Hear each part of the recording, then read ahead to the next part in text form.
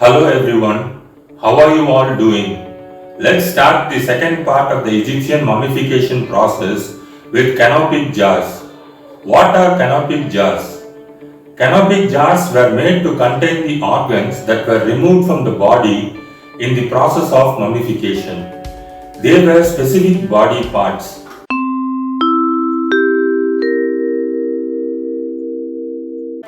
They are the lungs, liver, intestines and stomach. Egyptians believed that each organ was protected by one of the four sons of Horus. Horus was an important god in Egyptian religion. Each god was responsible for protecting a particular organ and was himself protected by a companion goddess. These gods had specific directions.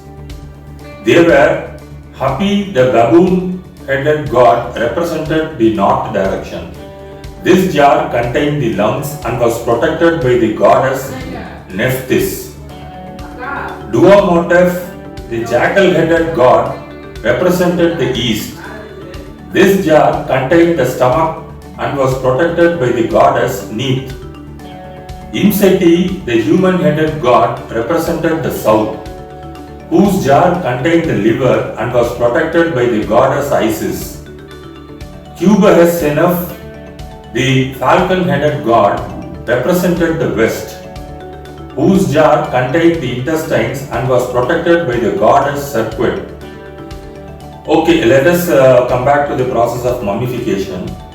The embalmers next removed all moisture from the body. They did this by covering the body with natron.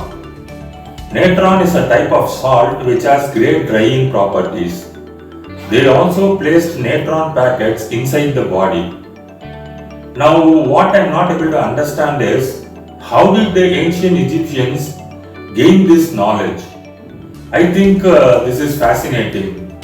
That means they also knew about various types of chemicals and their properties. Now, when the body had dried out completely, embalmers removed the internal packets and lightly washed the natron off the body. The result was a very dried out but recognizable human form.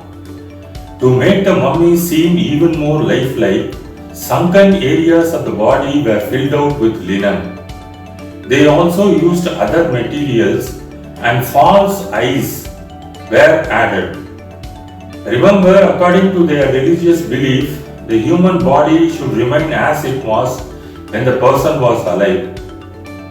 Okay, next the wrapping began. Each mummy needed hundreds of meters of linen. The priests carefully wound the long strip of linen around the body.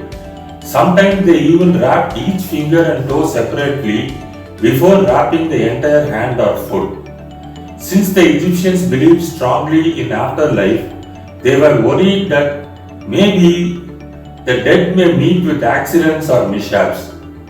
So, in order to protect the dead from that, amulets were placed among the wrappings, and prayers and magical words written on some of the linen strips. Amulets are ornaments or small pieces of jewelry thought to give protection against evil, danger, or disease. Often, the priest placed a mask of the person's face between the layers of head bandages. At several stages, the form was coated with warm resin, and once again the wrapping was done over it. At last, the priest wrapped a finer cloth or shroud in place and secured it with linen strips. Now the mummy was complete. The priests preparing the mummy were not the only ones who were busy during this time. Usually, the tomb preparation begins long before the person's actual death. Now that the person had died, there was a deadline. So craftsmen, workers and artists worked quickly. There were many items to be placed in the tomb because that person would need those items in the afterlife. Furnitures and statuettes were ready. Wall paintings of religious or daily scenes were prepared. They also prepared a list of food to be kept in the tomb. Egyptians believed that through a magical process, these models, pictures and lists would become the real thing when needed in the afterlife. Now everything was ready for the funeral.